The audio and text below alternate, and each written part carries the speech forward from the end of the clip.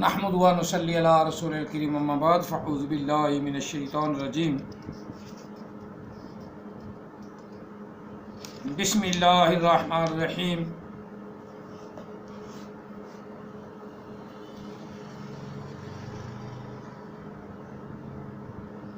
قل لا اسألکم علیہ اجرا الا المودۃ فی القربى آمنت باللہ صدق اللہ العظیم الصلاۃ والسلام علیک یا سیدی یا رسول اللہ الصلاۃ والسلام علیک یا سیدی یا حبیب اللہ الصلاۃ والسلام علیک یا سیدی یا رحمۃ للعالمین الصلاۃ والسلام علیک یا سیدی یا خاتم النبیین وعلی آلک واصحابک یا سیدی یا محمد رسول اللہ صلی اللہ علیہ وسلم لبیک لبیک لبیک یا رسول اللہ صلی اللہ علیہ وسلم۔ بات عشق کی ہوتی ہے اور عشق بھی اللہ اور اللہ کے رسول کی رضا کی خاطر ہو تو عشق کا مزہ ہی کچھ اور ہے، اور عشق کے اندر لذت ہی کچھ اور ہے، کیونکہ عشق کے بارے میں علامہ اقبال رحمۃ اللہ علیہ نے بڑا پیارا ایک نظریہ پیش کیا ہے، اپنا خیال پیش کیا ہے۔ علامہ اقبال فرماتے ہیں کبھی تنہائی کو ہو دمن عشق، کبھی تنہائی کو ہو دمن عشق، کبھی سوز و سرود و انجمن عشق، کبھی سرمایہ محراب و مسجد، کبھی سرمایہ محراب و مسجد، کبھی مولا علی خیبر شکن عشق۔ یہ ہیں عشق کے رنگ، یہ ہیں عشق کے رنگ جو علامہ اقبال نے بیان کیے ہیں۔ عشق محبت ایک ہی چیز کے دو نام ہیں،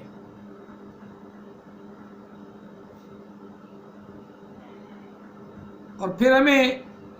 اللہ کے رسول کی آل سے کیوں محبت نہ ہو، کیونکہ اللہ کے رسول نے ارشاد فرمایا الا ان مثل اہل بیتی فیکم کا سفینۃ نوح من رکبها نجا ومن تخلف عنہا ہلک، کہ میرے اہل بیت کی مثال نوح علیہ السلام کی کشتی کی مانند ہے۔ کشتی کی، پہلے میں نے ترجمہ تھا اب عربی پڑھ دی ہے، کشتی کی مانند ہے۔ فمن رکبها، جو اس میں سوار ہو گیا، نجا، پس نجات پا گیا، اور جس نے اس کی مخالفت کی اس سے پیچھے ہٹ گیا، ان سے دور ہو گیا، ہلک، پس وہ ہلاک ہو گیا۔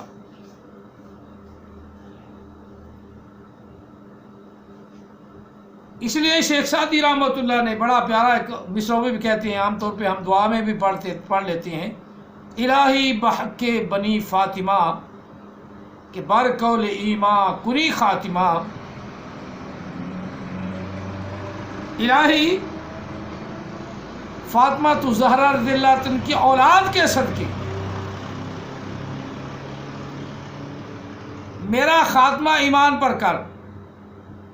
کہ بر قول ایمان کنی خاتمہ۔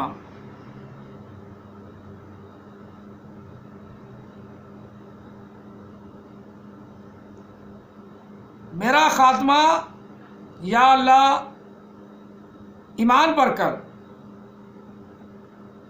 اگر دعوتم رد کنی ور قبول، اگر یا اللہ میری دعا تیری بارگاہ میں قبول نہ ہو،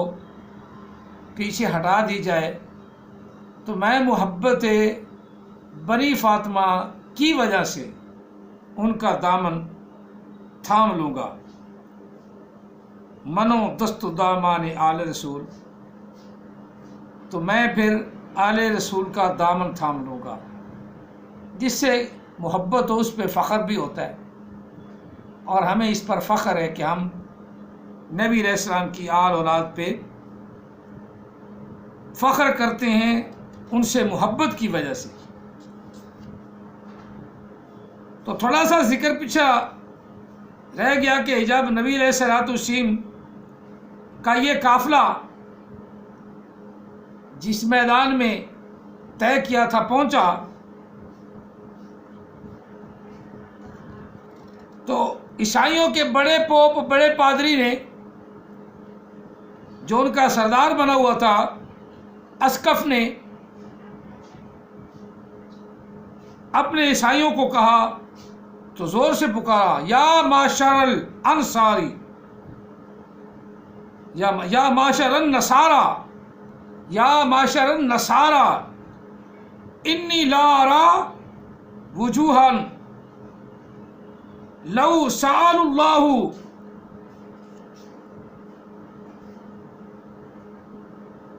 ان یزیل جبل اللہ زالہ من مکانہ ولا یبقى علی الارض نصرانی الی یوم القیامہ۔ او نصرانیوں، او عیسائیوں، جو شکلیں میں دیکھ رہا ہوں، اگر یہ پہاڑ کو کہنا اپنی جگہ سے ہٹ جائے تو خدا کی قسم وہ پہاڑ بھی اپنی جگہ چھوڑ دے گا، لہذا ان سے صلح صفائی کر لو، تصفیہ کر لو۔ اگر انہوں نے تمہارے لیے بد دعا کر دی تو پھر دنیا پر کوئی عیسائی باقی نہ رہے گا۔ وہ عالم تھا نا، عالم نے پہچان لیا۔ یہاں یہ جاہل لوگ ہیں، نبی علیہ السلام کی خاتمیت کو بھی آج تک نہیں پہچان سکے، اور اسی پہ دلائل بھی پھر قرآن سے دیتی ہیں، دلائل بھی قرآن سے، جہلوں کی طرح۔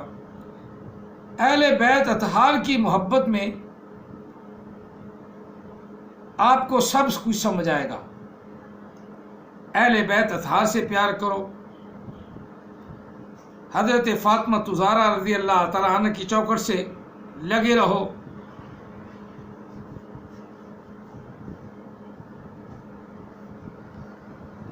اور اللہ تعالیٰ ہمیں اہل بیت اطہار سے ہمیشہ وابستہ رہنے کی توفیق عطا فرمائے۔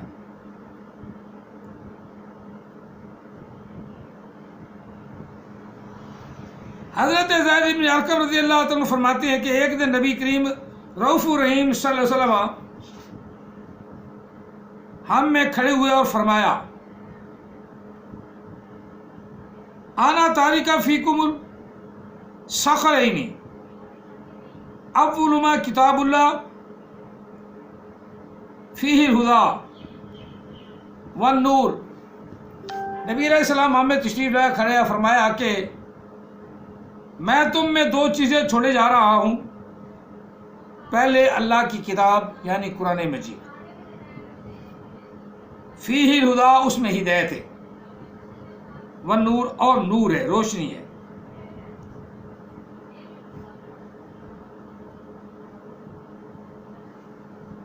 اور دوسری فرمایا وَأَهْلُ بَيْتِي،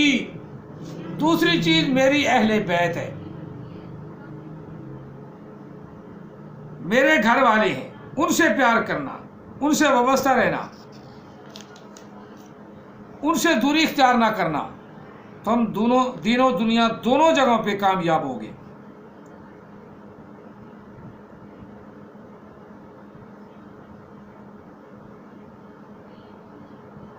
اب آقا علیہ الصلوۃ والسلام کے ان فرمانات اور ان احادیث سے ہم پر یہ بہت واضح ہو گیا کہ نبی علیہ السلام کی اہل بیت اطہار، جن کو آقا علیہ السلام نے اہل مودت کہا ہے، ان سے پیار کرنا، ان سے عقیدت رکھنا ایمان کے لیے لازمی ہے۔ اگر کوئی آدمی ان سے محبت نہیں کرتا تو اس کا ایمان نہیں ہے۔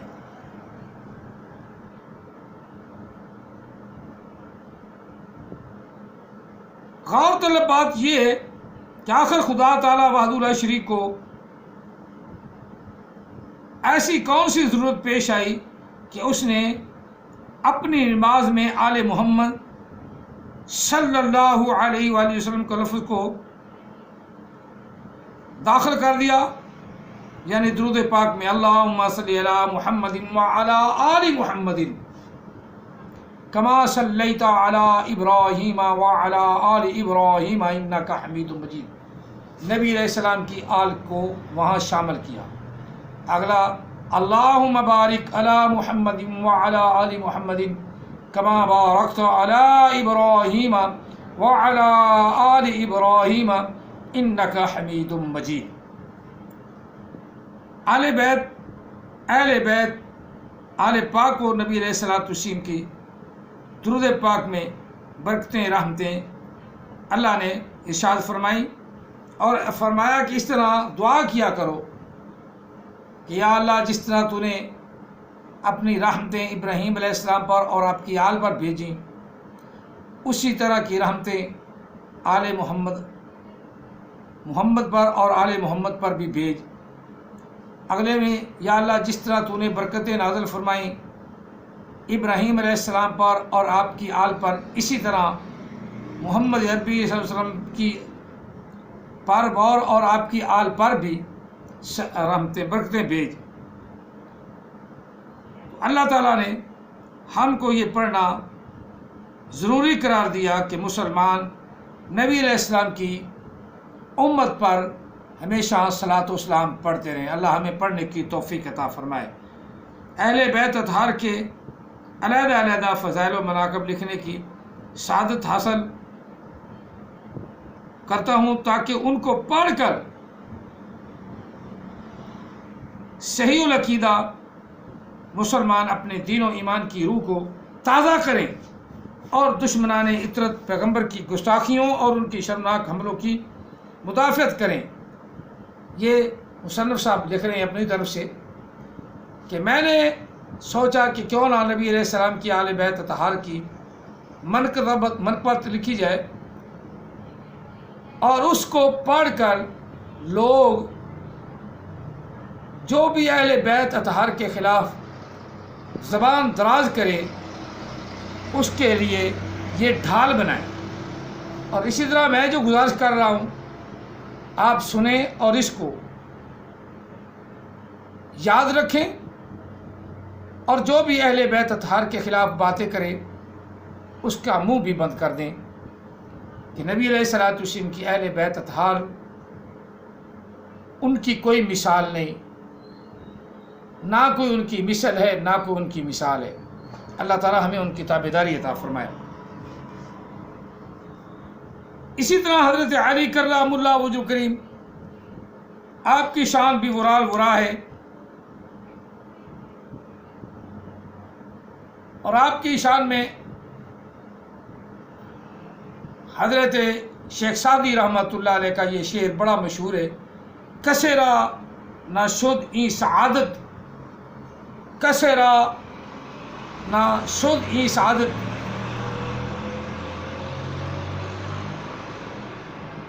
با کعبہ ولادت با مسجد شہادت، کہ حضرت علی کرم اللہ وجہ کریم کی کعبہ میں ولادت ہوئی اور اللہ نے مسجد میں شہادت عطا فرمائی۔ یہ کسی کسی کو اللہ تعالیٰ رتبہ عطا فرماتا ہے۔ مسجد حرام میں حضرت علی کی پیدائش ہے اور مسجد کوفہ میں حضرت علی رضی اللہ عنہ کی شہادت ہے۔ انشاءاللہ العزیز کل ہم 2 محرم کو حضرت علی رضی اللہ عنہ کی شان بیان کریں گے۔ اللہ تعالیٰ ہم سب کو اہل بیت اطہار کی محبت الفت عطا فرمائے، اور اس سفینہ نوح سے، جس نبی علیہ السلام نے جسے سفینہ نوح کہا ہے، اس میں سوار ہونے کی توفیق عطا فرمائے۔ اللہ تعالیٰ آقا علیہ السلام کے اس اہل بیت کے صدقے ہر قسم کی بیماریوں وباؤں سے سب کو نجات عطا فرمائے، آمین ثم آمین۔ جزاکم اللہ تعالیٰ فی الدارین و احسن الجزاء، وما علینا الا البلاغ المبین۔